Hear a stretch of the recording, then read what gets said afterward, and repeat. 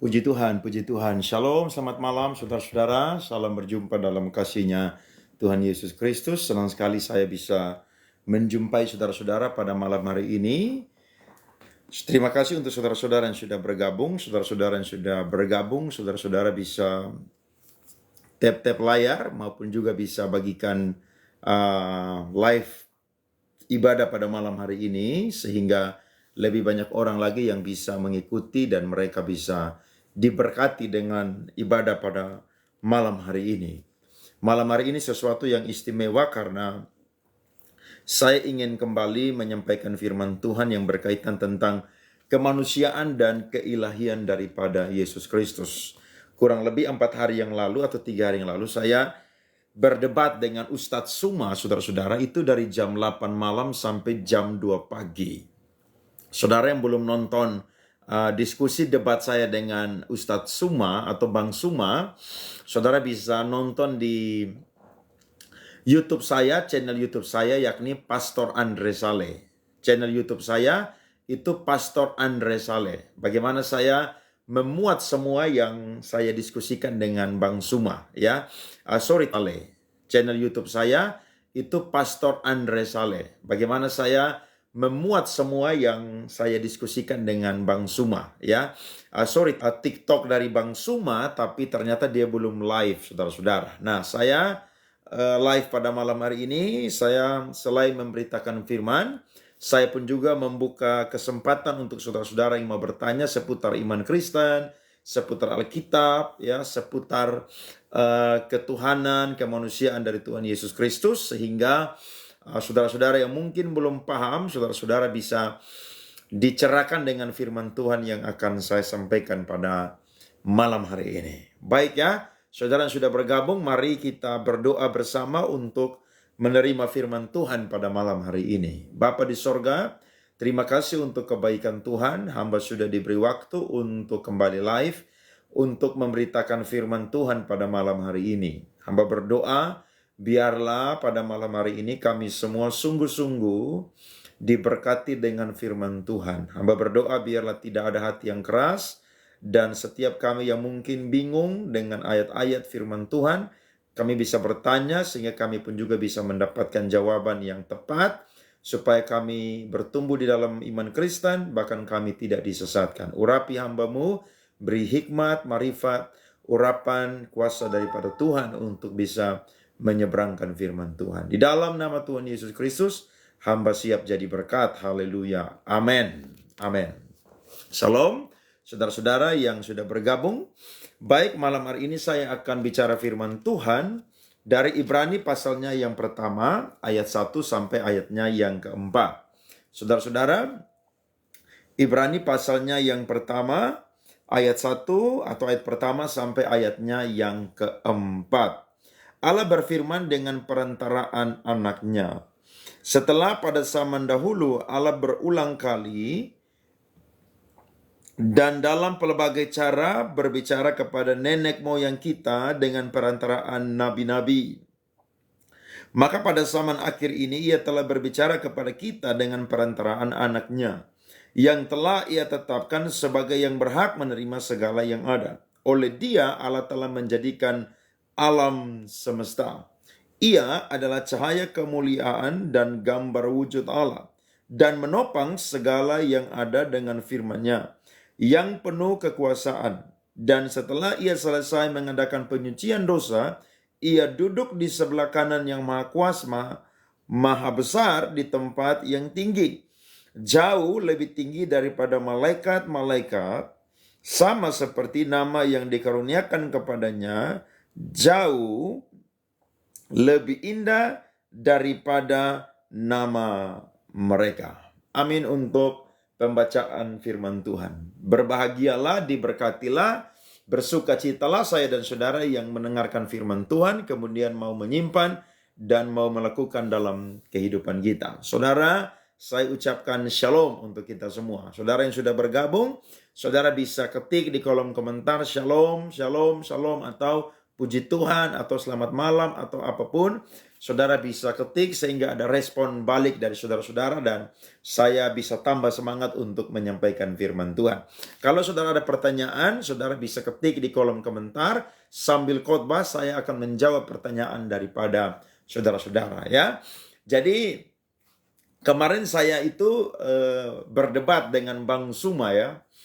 Waktu saya lihat dia live, dia menunggu orang Kristen untuk masuk di video live dia begitu. Tapi ternyata yang masuk itu saudara-saudara yang beragama Islam sehingga dia tidak menerima. Nah, saya akhirnya melihat ini kesempatan bagi saya untuk yang namanya bisa berdiskusi dengan dia. Dan ketika saya katakan saya Kristen, maka dia menerima saya atau membuka kesempatan untuk kami bisa berdiskusi.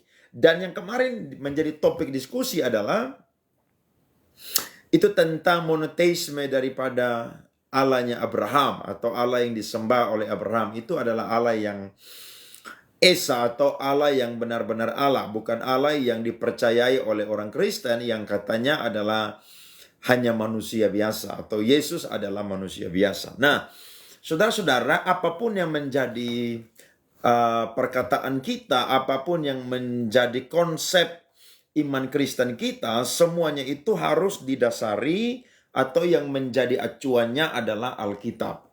Saya dan saudara tidak bisa berkata sesuatu tentang iman Kristen tanpa saya dan saudara membuktikan atau dalilnya adalah Alkitab.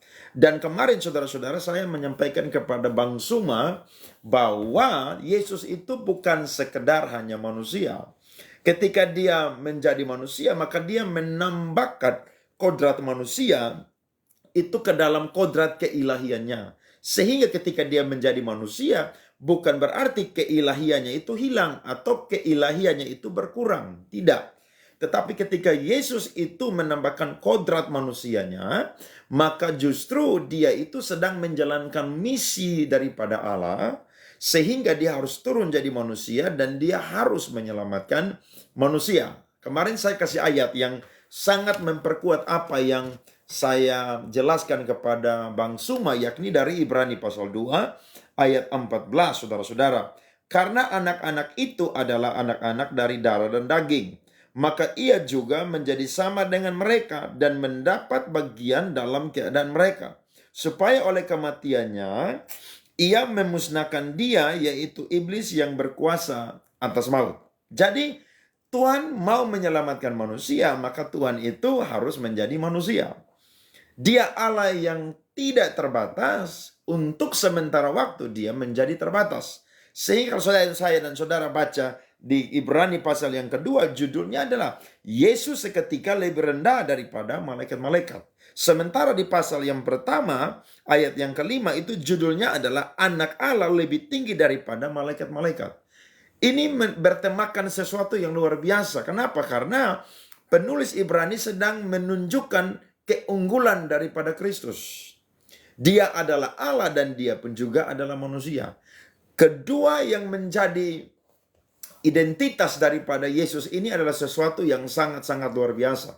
Dan memang orang yang tidak mendalami akan Yesus Kristus, orang yang tidak memahami tentang doktrin Kristologi, maka dia tidak akan pernah mempercayai Yesus itu adalah Tuhan.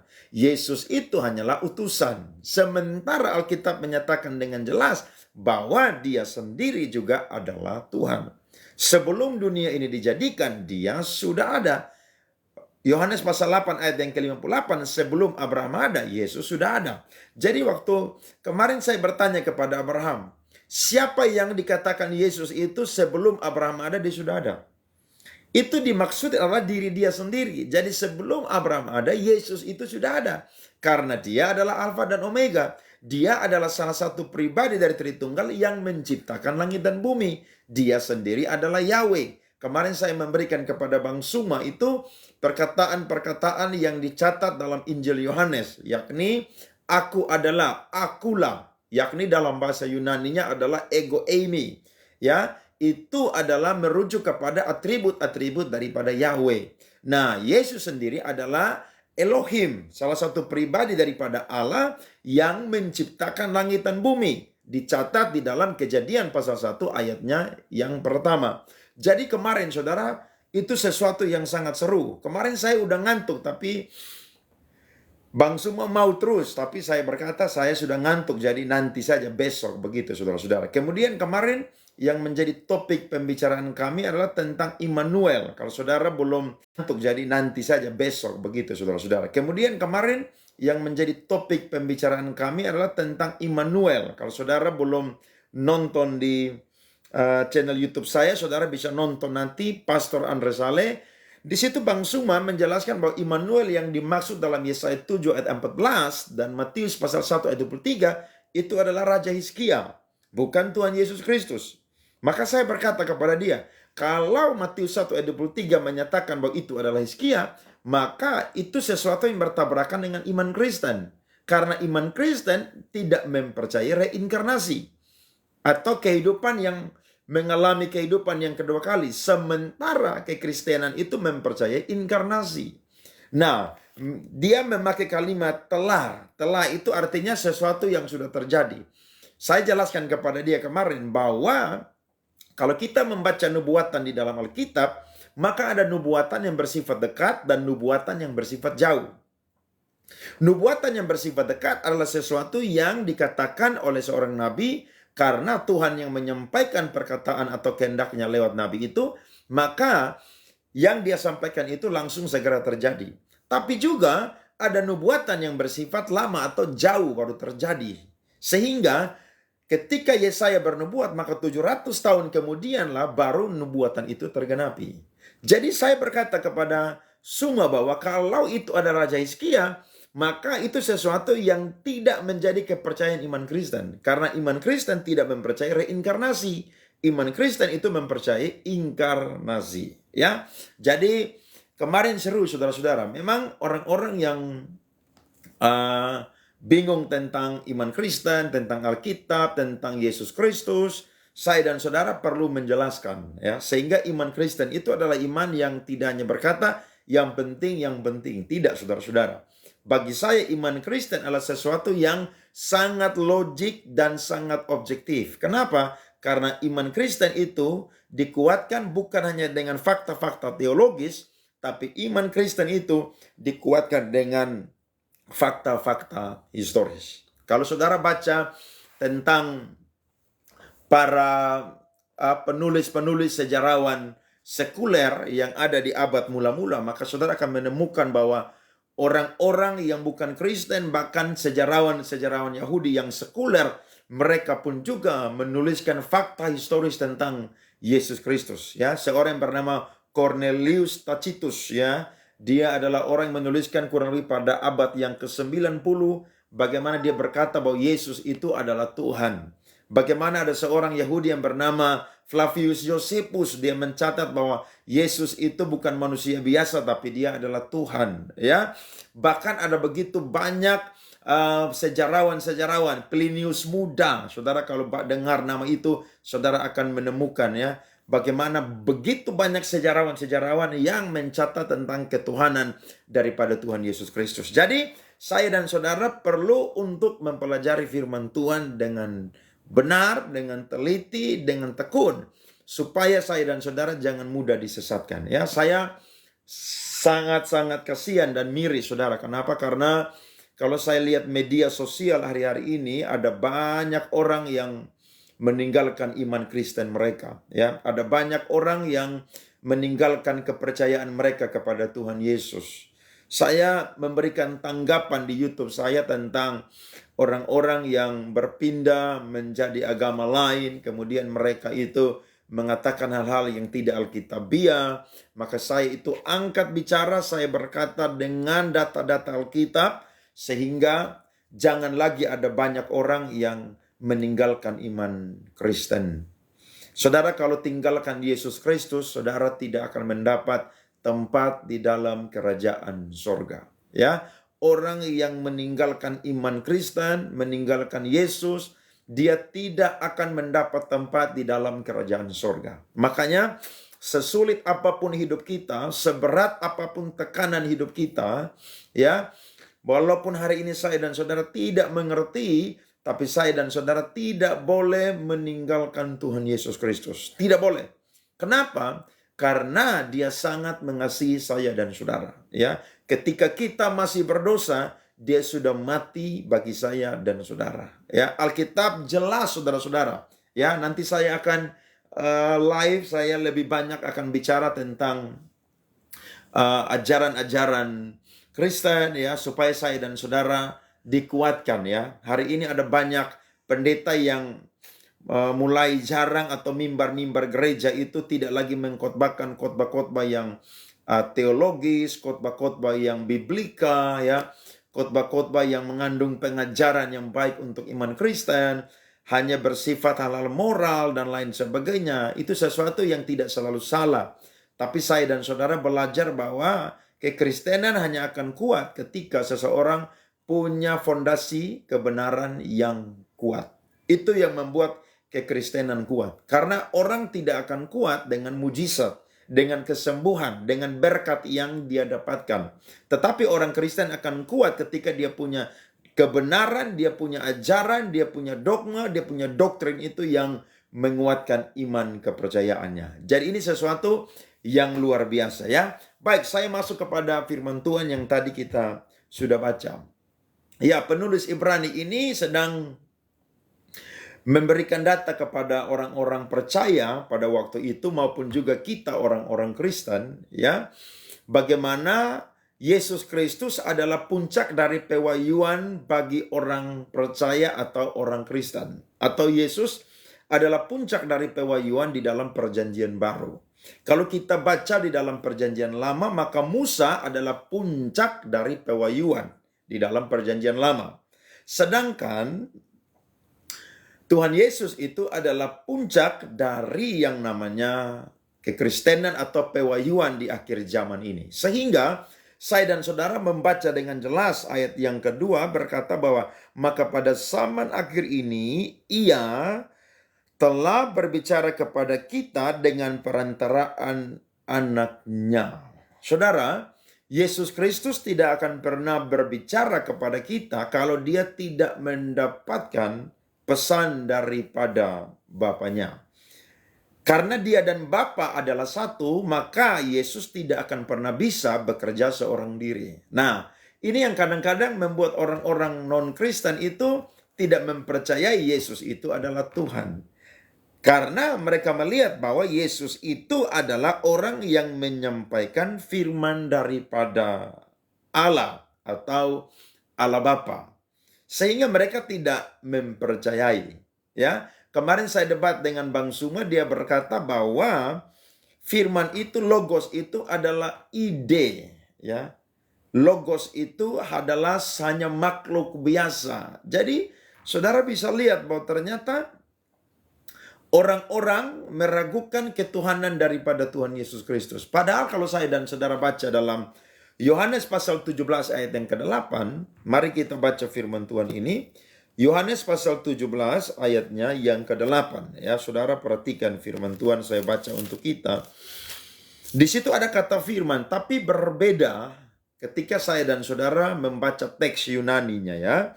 Yohanes pasal 17 ayat yang ke-8, sebab segala firman, perhatikan, firman yang engkau sampaikan kepadaku telah kusampaikan kepada mereka, dan mereka telah menerimanya. Mereka tahu benar-benar bahwa aku datang daripadamu, dan mereka percaya bahwa engkaulah yang telah mengutus aku. Saudara perhatikan, kata firman di situ bukan logos, tapi kata firman di situ adalah rema. Jadi yang Yesus sampaikan itu bukan adalah ide, tapi yang Yesus sampaikan menurut Yohanes pasal 17 ayat yang ke-8 itu adalah rema. Sehingga logos yang dimaksudkan dalam Yohanes pasal 1 itu bukan ide, itu bukan sifat, itu bukan makhluk yang biasa-biasa, tapi itu adalah Tuhan. Nah, ini membuat banyak orang tidak percaya Yesus adalah Tuhan. Padahal data dengan jelas berkata bahwa Yesus itu menyampaikan rema. Ya, Dia menyampaikan apa yang menjadi pesan daripada Allah Bapa itu kepada orang-orang percaya, kepada saya dan saudara hari ini.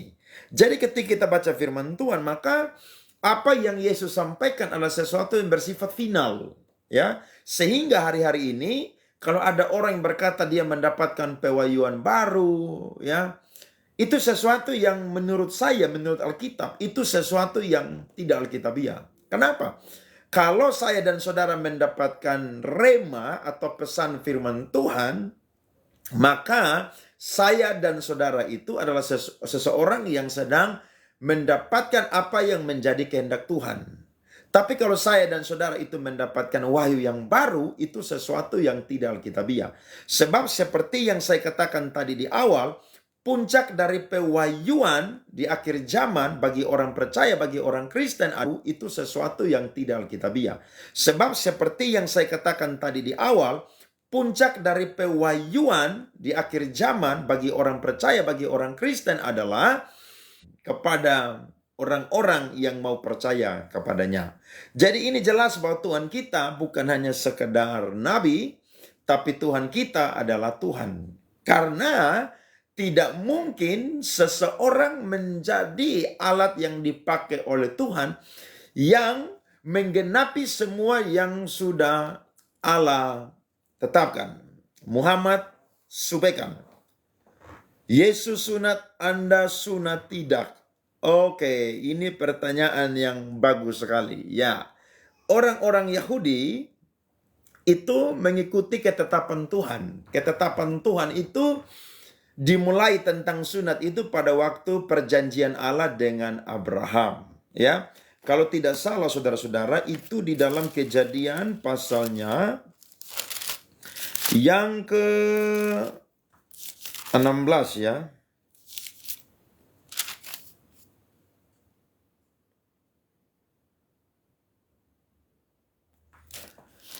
Kejadian pasal 17. Kejadian pasal 17 itu Tuhan memberikan persyaratan antara perjanjian covenant antara Allah dengan Abraham.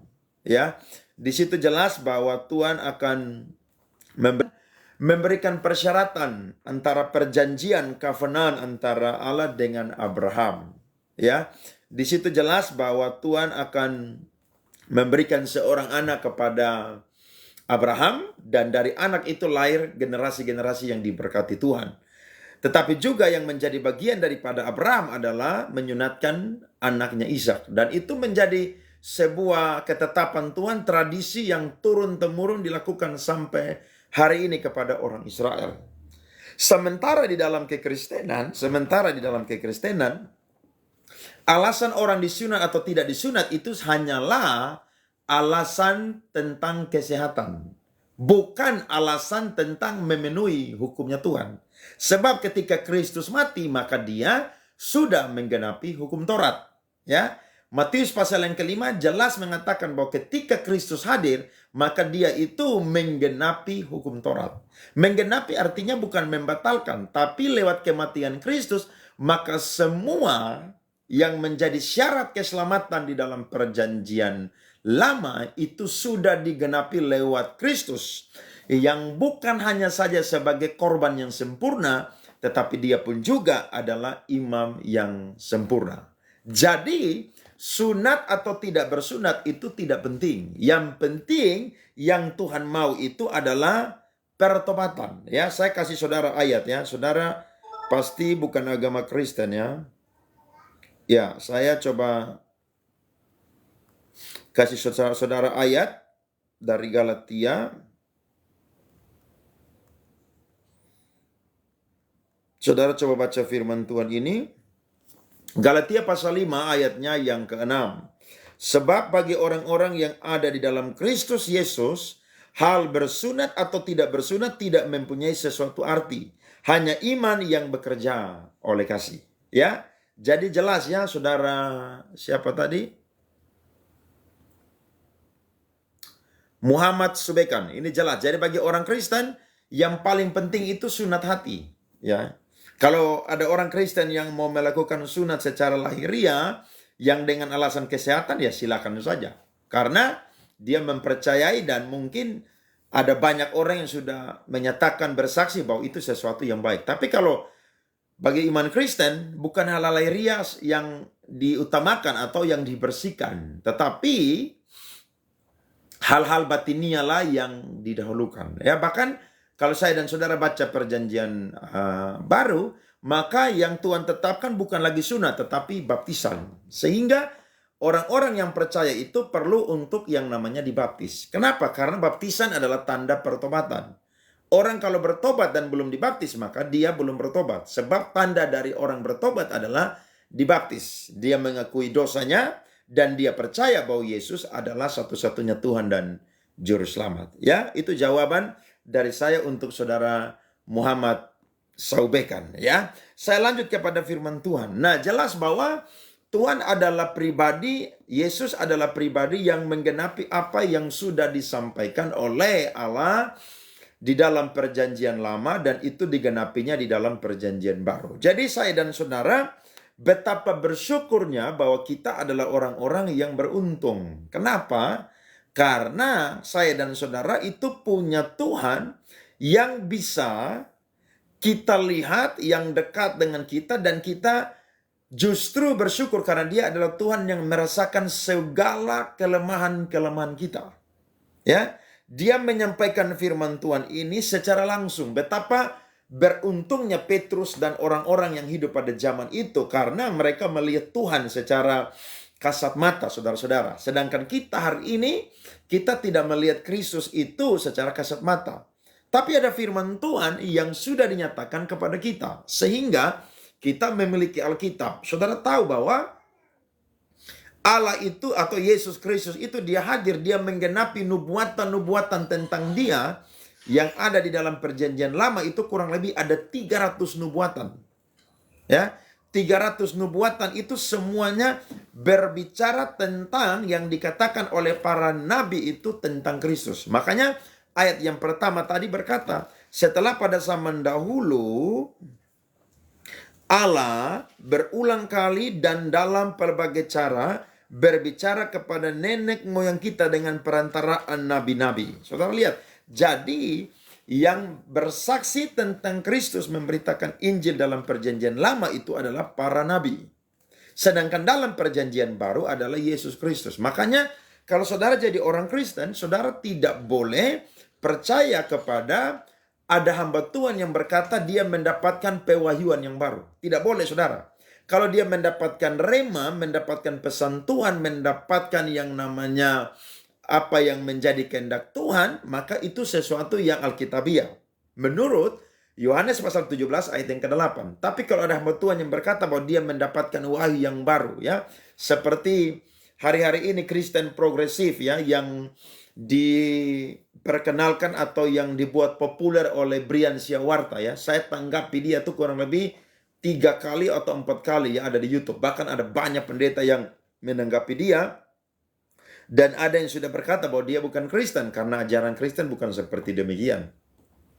Bagaimana dia berkata bahwa apa yang ada di dalam Alkitab itu perlu untuk yang namanya dibuat progresif begitu ya. Saya waktu baca literatur daripada Kristen progresif, salah satu yang mereka katakan bahwa apa yang dikatakan di dalam Alkitab, apa yang dikatakan oleh Agustinus yang menjadi buah pemikiran daripada Bapak Gereja, Bapak Apostolik, ya, itu sesuatu yang tidak up to date ke dalam keadaan atau situasi hari ini. Sehingga itu perlu untuk direvisi. Sehingga apa yang menjadi pengajaran dari mereka adalah mereka itu menempatkan perbuatan baik itu ada di posisi yang paling utama. Jadi kalau saya dan saudara dengar baik-baik apa yang disampaikan oleh Brian Siawarta, maka jelas bahwa Tuhan tidak akan menghukum orang yang demikian baik, ya, seperti Habib Jafar itu untuk masuk neraka. Tidak mungkin. Nah, kalau kita baca firman Tuhan, jelas bahwa apa yang disampaikan oleh Allah, ya, dan itu disampaikan, dicatat oleh para rasul-rasul dan dibuatlah dalam kitab kanonik yang saya dan saudara pegang hari ini. Itu adalah sesuatu yang bersifat final, ya, bersifat final, saudara-saudara. Jadi tidak boleh ada lagi yang namanya pewahyuan-pewahyuan baru. Kalau ada sampai orang yang berkata bahwa itu sesuatu yang kuno, Alkitab tidak up to date, justru dia orang yang sedang mabuk di pagi hari menurut saya. Kenapa? Karena dia tidak mempelajari perjalanan Alkitab dari awal itu dibuat sampai hari ini ada di tangan saya dan saudara. Dia tidak pernah yang namanya mempelajari ya sisi historis daripada Alkitab itu dibuat, Alkitab itu ditulis, bagaimana tantangan dari Alkitab itu begitu luar biasa sehingga Alkitab masih bisa bertahan sampai hari ini. Dia tidak membaca ya, sehingga saya dan saudara tidak boleh terpengaruh dengan orang-orang yang tidak mengenal kekristenan tapi mereka itu populer ya. Saudara jangan terpancing atau jangan terpikat dengan orang-orang yang terkenal tapi mereka itu tidak mengenal yang namanya isi Alkitab. Tidak boleh saudara-saudara. Kenapa? Karena saya dan saudara akan disesatkan. Saudara perhatikan Ibrani pasal 2 ayat yang pertama. Ya. Ibrani pasal 2 ayat yang pertama. Karena itu harus lebih teliti kita memperhatikan apa yang telah kita dengar. Perhatikan. Kita harus lebih teliti memperhatikan apa yang telah kita dengar. Supaya kita jangan hanyut di bawah arus. Jadi harus teliti saudara. Sama seperti jemaat-jemaat yang ada di Berea. Kalau saudara baca dalam Kisah Para Rasul pasal 17 ayat yang ke-10. Saudara akan menemukan bahwa jemaat-jemaat Kisah Para Rasul pasal 17 ayat yang ke-10. Saudara akan menemukan bahwa jemaat-jemaat yang ada di Berea ketika Paulus itu menyampaikan firman, Paulus itu berkhotbah, Paulus itu bernubuat, maka mereka itu membandingkan perkataan Paulus itu dengan perjanjian lama. Pada zaman itu mereka belum punya perjanjian baru. Ya, pada zaman itu mereka hanya punya yang namanya kitab Taurat. Ya, kalau kita baca firman Tuhan maka mereka itu punya Kejadian sampai Tawarik. Ya, Alkitab orang Ibrani itu jumlahnya ada 24. Yang namanya Tanakh, saudara. Tanakh namanya ya. Itu jumlahnya ada 24. Itu dari Kejadian sampai Tawarik. Sedangkan saya dan saudara orang Kristen, saudara, itu ada 39. Dari Kejadian itu sampai Maleakhi. Jadi saya dan saudara bersyukur bahwa ternyata Tuhan kita adalah Tuhan yang luar biasa. Makanya saya dan saudara tidak boleh terpancing dengan orang-orang yang pakai nama Tuhan tapi mengajarkan ajaran yang sesat. Harus teliti saudara, harus teliti. Makanya saya bingung ya dengan jemaat-jemaat orang-orang Kristen yang ketika mereka dengar khotbah yang bersifat itu pengajaran ya, yang ayat-ayat Alkitabnya itu banyak dikeluarkan ya, pendapat-pendapat dari para teolog itu diutarakan ya, bahkan kalau khotbahnya itu lama, itu kebanyakan orang Kristen itu tidak menyukai khotbah-khotbah seperti demikian. Saya mendorong saudara-saudara yang menyaksikan firman Tuhan pada malam hari ini, saudara tidak boleh anti dengan khotbah yang bersifat itu pengajaran, ya. Seperti saya dan saudara bisa pintar hari ini karena saya dan saudara pernah belajar di TK, di SD, di SMP, di SMA, di universitas perguruan tinggi. Bagaimana kita bisa pandai? Bagaimana kita bisa cerdas? Bagaimana akal budi kita bisa dipakai dengan baik? Karena saudara dan saya belajar. Nah, ada banyak orang Kristen, jemaat itu yang anti belajar, saudara-saudara. Tidak mau dengar khotbah-khotbah yang bersifat pengajaran. Maunya khotbah-khotbah yang bersifat itu menyentuh roh mereka, jiwa mereka, bahkan pergumulan mereka. Itu sesuatu alkitabiah. Ya, saya pun juga tidak pernah anti dengan khotbah-khotbah praktis. Khotbah praktis adalah sesuatu yang bisa kita sampaikan ketika Tuhan menuntun kita untuk menyampaikan. Tetapi gereja akan sehat, ya, gereja akan menjadi kuat, jemaat akan menjadi kuat imannya ketika mereka mendapatkan khotbah-khotbah yang bersifat pengajaran. Ya, saya sendiri di Gereja Bethel Indonesia, ya, ketua sinode kami itu Pendeta Rubin Adi Abraham. Ya, dia adalah satu-satunya pendeta yang mungkin ada di kalangan GBI yang punya banyak gelar. Ya, kalau tidak salah, dia punya gelar doktornya 2, gelar masternya 2. Dan juga dia punya gelar S1. Jadi kurang lebih dia punya 5 atau 6 gelar, saudara. Dia pendeta GBI yang mungkin paling punya banyak gelar. Saya tidak tahu yang lain ya, tapi menurut saya dan saya sudah mengamati beliau. Dan beliau menekankan kepada kami pendeta-pendeta GBI untuk disuarakan kepada jemaat-jemaat GBI. Akhir zaman ini harus lebih banyak khotbah-khotbah yang bersifat pengajaran. Kenapa? Karena salah satu yang bekerja yang membuat orang Kristen itu meninggalkan iman Kristen menjadi murtad bukan hanya karena dia punya pergumulan, mungkin makan minum, sakit penyakit, keuangan, ekonomi, dan lain sebagainya. Tapi adalah orang-orang yang bernubuat yang menyampaikan firman Tuhan yang palsu. Saya baca kasih kita semua 1 Yohanes 4 ayat pertama. 1 Yohanes pasal yang keempat ayatnya yang pertama.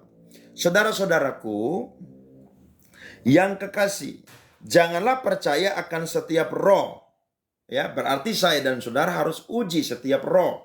Ya, dalam 1 Tesalonika pasal 5 ayatnya yang ke-21, ujilah segala sesuatu dan peganglah yang baik.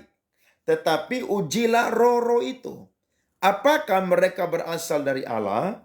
Sebab banyak nabi-nabi palsu yang telah muncul dan pergi ke seluruh dunia. Jadi yang Yohanes catat ini adalah sesuatu yang terjadi pada saat itu dan sampai hari ini terus terjadi. Bahkan sampai Tuhan Yesus datang kedua kali akan terus terjadi. Makanya saya dan saudara kalau tidak kuat dengan firman Tuhan, tidak mempelajari firman Tuhan, maka Tuhan akan buat kita itu menjadi orang-orang Kristen yang dipaksa untuk belajar, saudara-saudara. Ya, kadang-kadang kita ini dipaksa harus belajar firman Tuhan dengan tantangan. Ya, saya sebagai pendeta sering pergi doakan orang ada di rumah sakit ketika sakit. Ketika saya sampai di sana, rata-rata saudara mereka itu pegang Alkitab, bahkan ada yang peluk Alkitab. Kenapa? Karena bagi mereka haus untuk yang namanya membaca firman Tuhan. Mereka haus untuk mendengar firman Tuhan. Dari sini saya belajar bahwa ternyata orang-orang yang mendapatkan kesempatan pada waktu mereka sehat, mereka tidak pakai. Tapi ketika mereka dalam keadaan yang sakit, barulah mereka mencari firman Tuhan. Tapi ini menjadi pelajaran bagi mereka dan bagi kita. Supaya saya dan saudara, pakailah kesempatan-kesempatan yang ada untuk yang namanya menyampaikan ataupun juga bergaul dengan firman Tuhan. Karena kalau saya dan saudara tidak mempelajari firman Tuhan, maka iblislah yang akan mencari celah untuk membawa saya dan saudara jatuh di dalam pencobaan-pencobaan. Saudara dan saya, iblis itu akan lebih pintar ketika saya dan saudara tidak pandai dalam firman Tuhan. Tapi ketika kita pandai dalam firman Tuhan, kita memahami firman Tuhan, maka saya dan saudara tidak akan pernah ditipu oleh iblis. Saudara ingat ketika Yesus Kristus itu dicobai oleh iblis di padang gurun ketika dia selesai berpuasa 40 hari 40 malam. Bagaimana yang iblis sampaikan itu adalah firman Tuhan. Jadi iblis tidak pernah menguji kita atau mencobai kita atau mau menjatuhkan kita. Itu memakai hal-hal yang tidak rohani, saudara. Itu hal-hal yang dibungkus dengan hal-hal yang rohani, tapi isinya bukan rohani. Seperti saudara baca firman Tuhan di dalam Kejadian pasal yang ketiga, saudara menemukan bahwa iblis berkata kepada Hawa, tentulah Allah berfirman bahwa semua pohon dalam taman ini jangan kamu makan, bukan?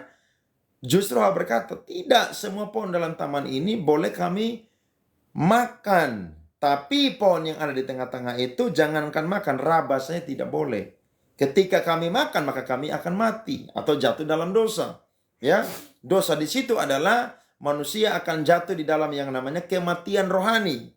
Nah, ketika kematian rohani itu tidak dipulihkan, maka akan berdampak kepada kematian jasmani. Sehingga orang yang belum bertobat, yang tidak mempercayai kepada Tuhan Yesus, maka dia mati, jasadnya menjadi debu tanah. Tapi jiwa dan rohnya itu akan ada di neraka. Sehingga saya dan saudara tidak boleh main-main dengan apa yang menjadi kehendak Tuhan. Akhirnya ketika manusia jatuh dalam dosa, maka manusia itu kehilangan kemuliaan Allah. Sejak hari itu, saudara, dosa terus bekerja sampai hari ini. Ya, dosa asal itu terus bekerja. Ya, dan orang-orang yang tidak percaya kepada Tuhan Yesus, mereka akan terus hidup dalam dosa asal. Tapi ketika saya dan saudara percaya kepada Tuhan Yesus Kristus, maka saya dan saudara sudah ditebus dari dosa keturunan, dosa asal kita. Yang kita bisa perbuat atau kita bisa jatuh hari ini mungkin adalah dosa-dosa aktual kita.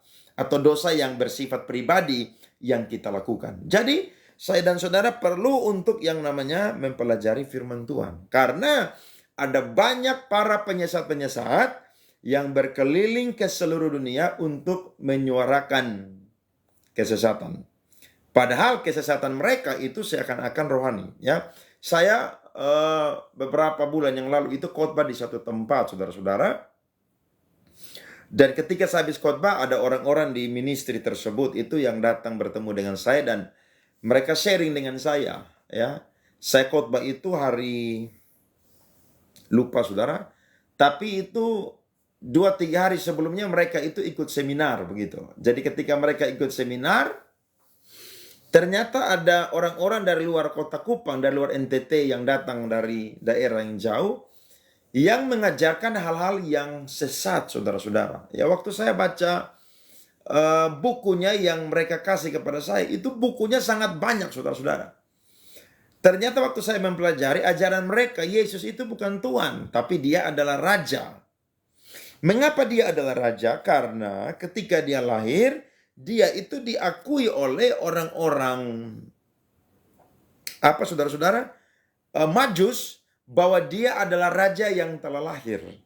Sehingga mereka mencari raja yang telah lahir itu, dan mereka itu memberikan emas, kemenyan, dan mur. Saudara bisa bayangkan apa yang mereka tafsir, saudara, hampir-hampir benar. Waktu saya baca, saya bilang luar biasa orang yang menafsirkan pengajaran ini. Kalau orang tidak memahami pengajaran dengan benar yang murni, maka dia akan mudah disesatkan. Tetapi justru yang ada adalah kesesatan, saudara-saudara. Jadi waktu saya dengar dan saya baca itu, saya baca buku itu, penjabaran mereka, saudara, sangat-sangat mantap sekali. Alasan Yesus itu menjadi raja karena dia itu dicari oleh orang-orang Majus. Bahkan ketika dia datang kedua kali, dia adalah raja di atas segala raja yang akan datang dan memerintah. Saudara bisa bayangkan, pengajaran seperti begini, ini sangat berbahaya. Padahal gelar daripada Yesus itu salah satunya adalah Raja.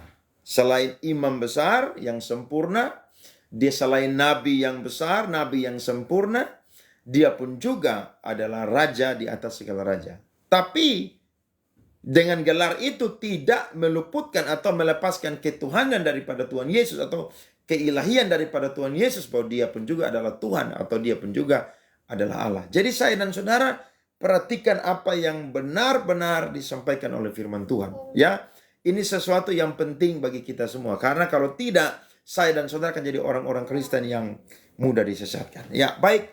Kalau ada saudara-saudara yang mau bertanya, saya beri kesempatan untuk saudara-saudara mungkin bertanya ya, supaya saya pun juga bisa aktif memberikan jawaban kepada saudara-saudara tentang iman Kristen ya, tentang Alkitab, tentang Yesus Kristus, supaya kita semua boleh menjadi orang-orang yang bertumbuh di dalam pengenalan kita akan firman Tuhan ya.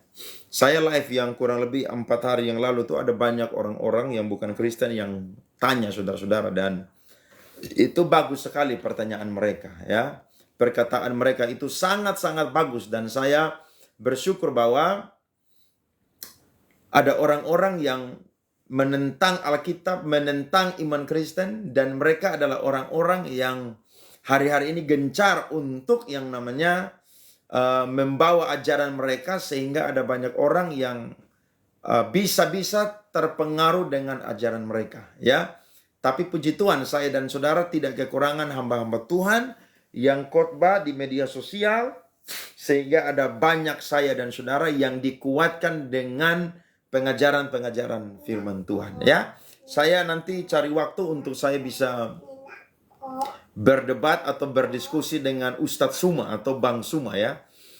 Saudara-saudara, ketika dia live, saudara, itu yang nonton itu saudara bisa 5-6 ribu orang ya yang nonton, dan itu sampai pagi saudara. Saya kemarin debat sama dia itu dari jam 8 malam sampai jam 2 pagi. Itu karena saya sudah ngantuk. Kalau tidak, saya pun juga bisa ladenin dia itu saudara sampai pagi, sampai subuh. Kenapa? Karena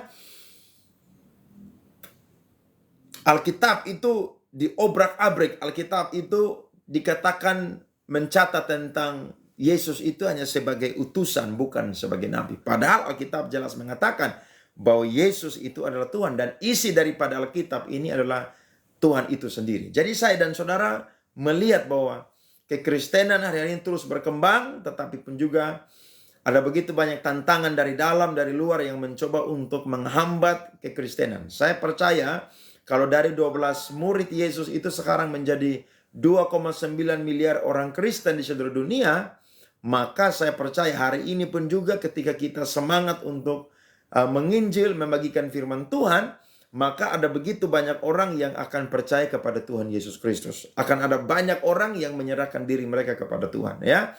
Walaupun ada yang meninggalkan iman Kristen, tapi saya percaya ada banyak juga yang memeluk Kristen atau mereka menjadi pengikut-pengikut Kristus. Nah, ini tugas saya dan saudara untuk yang namanya menyuarakan Injil, ya. Kalau ada saudara-saudara yang jadi jemaat, saudara jangan jadi jemaat yang pasif, jadi jemaat yang aktif. Saudara dengarkan khotbah hamba Tuhan, kalau saudara punya media sosial, saudara bagikanlah khotbah-khotbah mereka itu di media sosial saudara. Supaya ada banyak orang yang mendengarkan khotbah dan mereka itu diberkati. Ada banyak orang yang mendengarkan pengajaran firman Tuhan dan mereka itu diberkati. Ya, saya dan saudara punya banyak kesempatan. Tidak semua kita menjadi pengkhotbah, menjadi pendeta. Tapi kita semua dipanggil untuk menjadi penginjil. Yakni saya dan saudara memberitakan Injil dimanapun kita berada. Baik, kalau ada yang belum tanya, saya lanjut di ayat yang ketiga ya dari firman Tuhan ini. Ayat yang kedua B berkata bahwa yang telah ia tetapkan sebagai yang berhak menerima segala sesuatu yang ada. Oleh dia Allah telah menjadikan alam semesta. Nah, ini yang luar biasa. Kenapa? Karena Yohanes pasal 1 ayat 1 berkata bahwa dia pun juga adalah pribadi yang ada bersama dengan Allah. Dan ayat yang ketiga berkata bahwa dia pun juga adalah pribadi yang menjadikan segala sesuatu. Ya, saudara Chin, ya betul, saya ada Facebook ya. Saudara bisa cari atau searching, itu namanya Andre Robinson Saleh. Sesuai dengan nama TikTok saya itu, saudara bisa ketemu dan saudara bisa add. Nanti saya akan terima, saudara bisa dengarkan khotbah-khotbah singkat ada di Facebook saya. Bahkan juga iklan gereja KKR yang dilangsungkan di gereja yang saya pimpin itu 1 bulan 1 kali ya. Terima kasih saudara yang sudah respon. Tuhan berkati. Terus bergabung mendengarkan firman Tuhan. Nah, jelas bahwa firman Tuhan ini mengatakan bahwa oleh dia Allah telah menjadikan alam semesta. Jadi jelas bahwa Tuhan itu Yesus Kristus adalah pencipta. Dia sendiri adalah Yahweh. Jadi kalau orang berkata bahwa dia hanya utusan, loh, terus yang ada di Yohanes pasal 1 ayat yang ke-1 itu siapa? Itu yang saya tanyakan kemarin ke Ustadz Suma. Saya tanyakan kalau Yohanes pasal 1 itu hanyalah makhluk biasa, hanyalah sebuah ide. Terus itu siapa yang dimaksud di dalam Yohanes pasal 1 ayat 1? Ustadz Suma, Bang Suma tidak bisa menjawab, saudara-saudara. Dia tidak bisa menjawab. Ya. Dia jelaskan panjang lebar tapi tidak menjawab apa yang saya tanyakan. Di mana ada seorang nabi yang pernah ada bersama dengan Allah di sorga sebelum Yesus, dan siapakah nabi yang ada bersama dengan Allah di sorga selain Yesus? Coba, siapa yang berani buktikan bahwa sebelum Yesus itu ada nabi yang pernah ada bersama dengan Allah itu ada di sorga? Dan sesudah Yesus ada seorang nabi, entah itu siapapun nabi, yang pernah ada di sorga. Tidak ada, saudara-saudara. Justru ketika Stefanus mati, Stefanus melihat bahwa Yesus itu berdiri di sebelah kanan daripada Allah Bapa. Jadi hanya dia saja yang ada di sorga. Bahkan pemerintahan itu sudah dipercayakan, diberikan kepada dia. Jadi ada orang berkata kalau dia cuma utusan.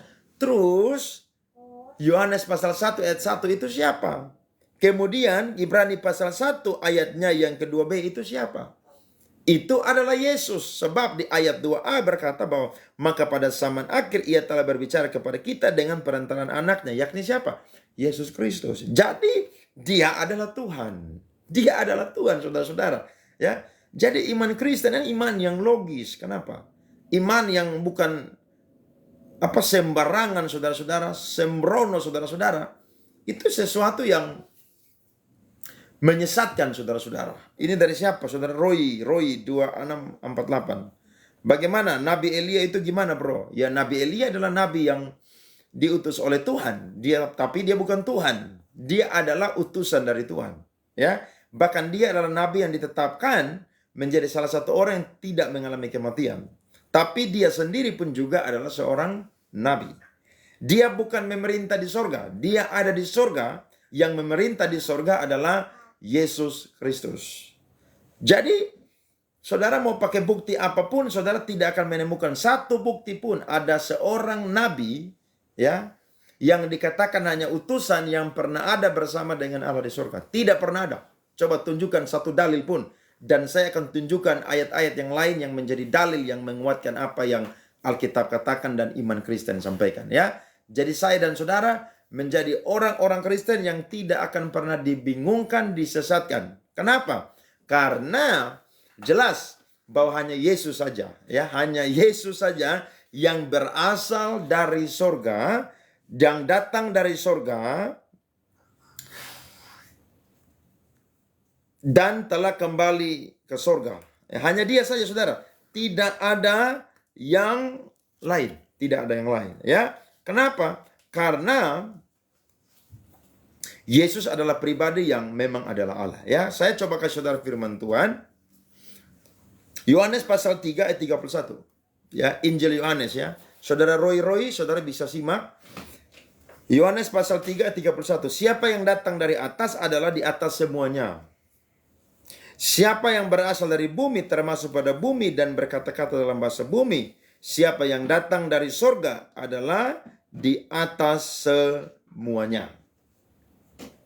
1 Tesalonika 1 ayat yang ke-10 berkata, dan untuk menantikan kedatangan anaknya dari sorga yang telah dibangkitkannya dari antara orang mati, yaitu Yesus, yang menyelamatkan kita dari murka yang akan datang. Jadi hanya Tuhan Yesus saja yang pernah bersama dengan Allah dan memang dia ada di sorga dengan Allah. Ketika dia turun jadi manusia, dia seketika lebih rendah daripada malaikat. Tapi ketika dia menjadi manusia bukan berarti dia melepaskan esensi atau keilahiannya sebagai Yesus Kristus. Tidak, saudara. Dan ketika dia kembali ke sorga, jelas bahwa dia pun sendiri adalah pribadi yang kembali menempatkan posisi di mana itu dia sudah ada sejak semula. Jadi tidak ada nabi ya, tidak ada nabi siapapun yang berkata bahwa dia adalah pribadi yang pernah ada bersama dengan Allah di sorga. Tidak ada. Makanya saudara tidak boleh tinggalkan kekristenan. Karena saya dan saudara menyembah Tuhan yang penguasa. Tuhan yang berkuasa. Tidak ada satu pribadi pun yang berkuasa selain Tuhan. Tidak ada.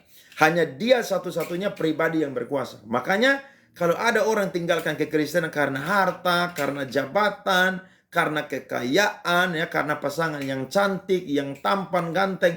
Itu sesuatu yang bodoh, saudara-saudara. Kenapa? Karena dia meninggalkan sang juru selamat yang menciptakan semua yang ada di dunia ini, bahkan yang memegang nafas hidup manusia, bahkan yang berhak menentukan siapa yang ada di neraka dan siapa yang ada di sorga. Saudara bersyukur punya Tuhan yang luar biasa. Jangan pernah meninggalkan Tuhan Yesus Kristus. Ada amin ya saudara-saudara ya. Ya, kiranya jawaban saya itu memberkati saudara Roy. Puji Tuhan. Oke, makasih penjelasannya kakak. Siap. Makasih saudara Roy, Tuhan berkati. Ya, Tuhan berkati saudara terus bertumbuh dalam pengenalan akan Tuhan, ya, akan firman Tuhan, supaya saudara terus dikuatkan ya. Hari ini ada banyak orang tinggalkan Yesus Kristus, ya. Sedih sekali hati kita, tapi ya, mungkin mereka adalah orang-orang yang tidak ditentukan atau tidak dipilih untuk diselamatkan, sehingga mereka mudah sekali untuk meninggalkan iman Kristen mereka, ya. Saya lanjut ke ayat yang ketiga, jelas mengatakan bahwa ia adalah cahaya kemuliaan Allah dan gambar wujud Allah yang menopang segala yang ada dengan firman-Nya yang penuh dengan apa? Kekuasaan. Perhatikan di situ, ada dua kalimat yang keren sekali, yakni ia adalah cahaya kemuliaan Allah dan gambar wujud Allah.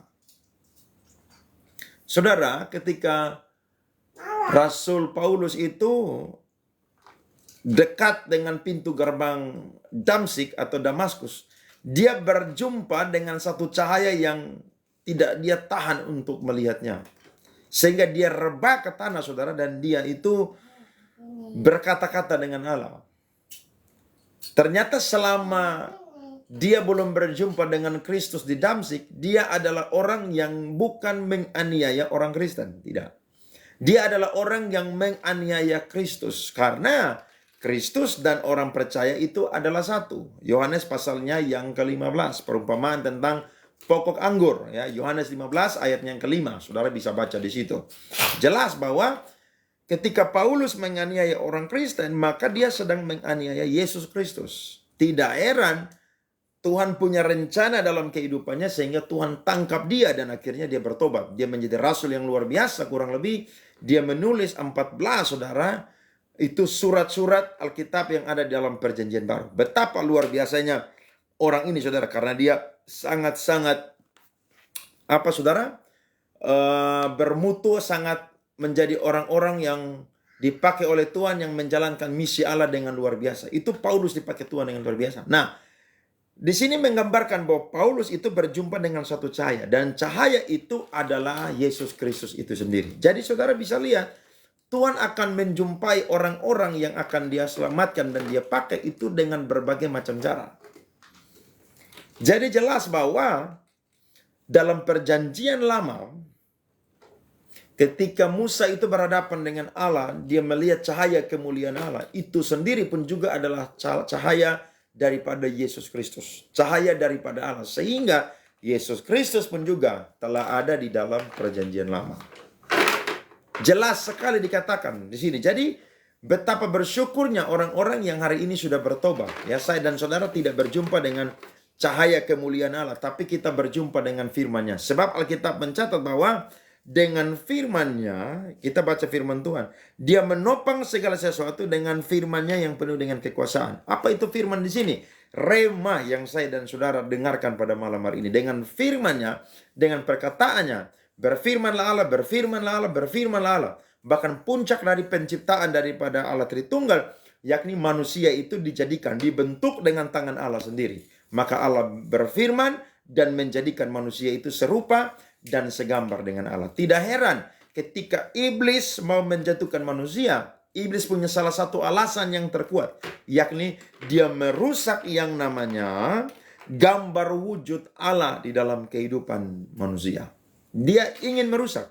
Tapi puji Tuhan, lewat kematian Yesus Kristus, saya dan saudara dikembalikan kepada yang namanya rancangan yang semula. Efesus pasal 2 ayatnya yang ke-10 jelas bahwa Dia telah menyediakan perbuatan-perbuatan yang baik sejak dahulu. Dan Dia mau saya dan saudara terlibat dan kembali melakukan perbuatan-perbuatan yang baik. Jadi kita menjadi orang-orang yang pasti di dalam Tuhan. Kita menjadi orang-orang yang hari-hari ini bersyukur punya Tuhan Yesus yang dahsyat, yang luar biasa. Tuhan kita hebat, saudara-saudara. Tidak ada yang sama seperti Dia. Jadi betapa bersyukurnya saya dan saudara punya Tuhan yang luar biasa. Bahkan ayat yang ke-3b berkata, dan setelah Ia selesai mengadakan penyucian dosa, Ia duduk di sebelah kanan yang maha besar di tempat yang tinggi, jauh lebih tinggi daripada malaikat-malaikat, sama seperti nama yang dikaruniakan kepadanya jauh lebih indah daripada nama mereka. Piye topak Tuhan disiksa, disuruh nebus dosa lu. Saudara, ahli firman-Nya. Oke, sekarang saya tanya kepada saudara. Siapa Tuhan selain Tuhan Yesus yang merendahkan dirinya, yang disiksa, kemudian mati di kayu salib dan menebus dosa manusia? Coba saudara kasih saya dalil yang mengatakan bahwa ada nabi yang lain selain Yesus Kristus yang disiksa, disuruh nebus dosa manusia. Apakah ada? Coba saudara silakan berikan dalil. Kok bisa Tuhan disiksa sama ciptaannya sendiri? Logika apa ini, Pak? Oke, coba saudara sampaikan apa yang menjadi dalil saudara. Siapa nabi selain Yesus Kristus, ya, yang datang ke dalam dunia, disiksa, dibunuh, ya, dan lewat kematiannya itu, kematiannya menebus umat manusia? Apakah ada? Coba saudara, kalau saudara mungkin bukan Kristen, coba saudara sampaikan, ya. Saudara sampaikan apa yang... Kok live saya sudah mau habis ya?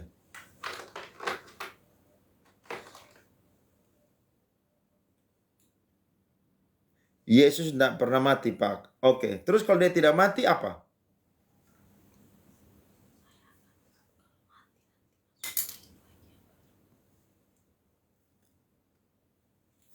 Ya, baca Mazmur 91 ayat 8 sampai 16. Oke, Mazmur 91. Nanti live saya ini akan mati, saya akan sambung ya. Saudara jangan tinggalkan tapi tetap stay ya.